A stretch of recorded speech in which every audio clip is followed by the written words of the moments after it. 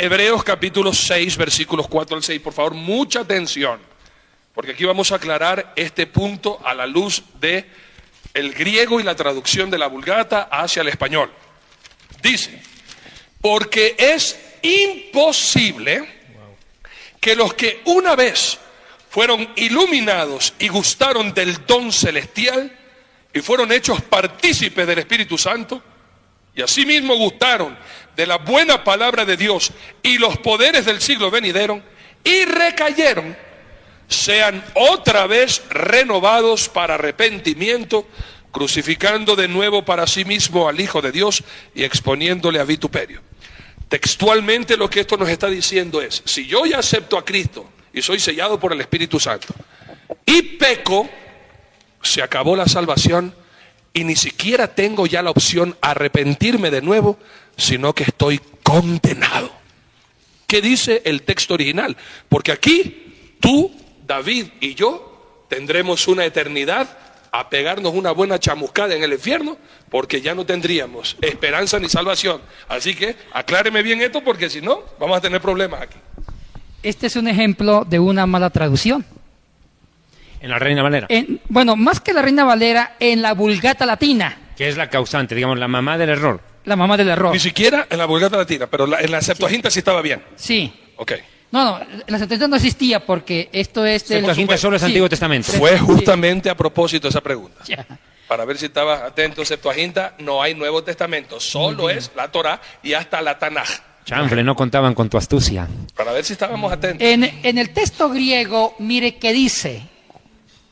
Voy a leerlo en el texto griego, la traducción es otra. Pongan cuidado, dice. Porque lo que una vez fueron iluminados, se gustaron de la buena palabra de Dios y de los poderes del siglo venidero, y fueron compañeros del Espíritu Santo.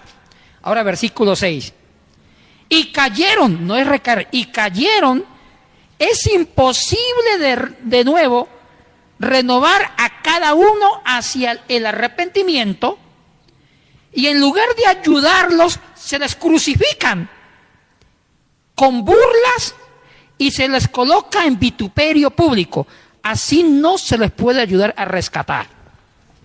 Es otra cosa. Totalmente. Dios mío, ¿qué estás leyendo? Otra cosa, totalmente otra. Y estás leyendo es increíble esto, ¿eh? Y aquí una cosita, perdíteme que esto hay que exaltarlo.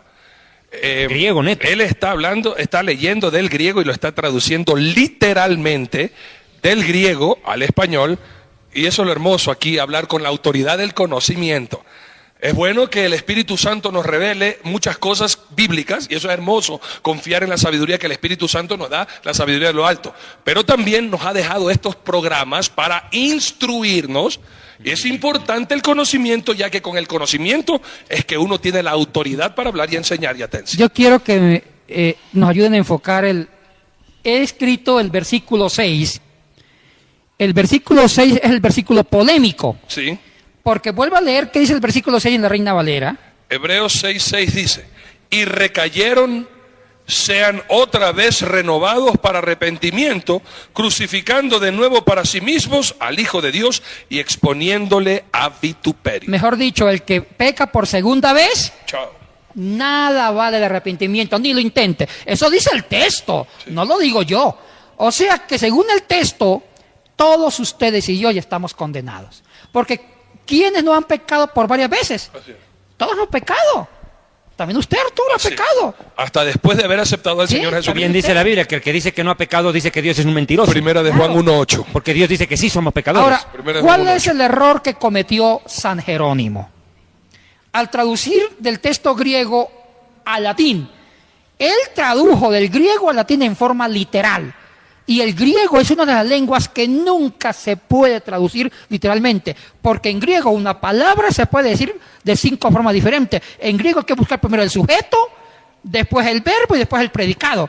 Porque en griego el predicado puede estar al comienzo, el sujeto intermedio y el verbo al final. Entonces, para traducir al griego hay que ordenar las frases, primero el sujeto, después el verbo y después el predicado. O sea que es todo un análisis lógico que hay que hacer para traducir el griego. Y Jerónimo no tradujo respetando la estructura lógica de la sintaxis del griego, sino que lo tradujo literalmente. traducirlo literalmente al latín dio esto. Y el latín lo tradujo al español. Peor todavía. Por los padrecitos, Cipriano Y Casiodoro y Reina. Casiodoro, que ellos no sabían griego sino latín.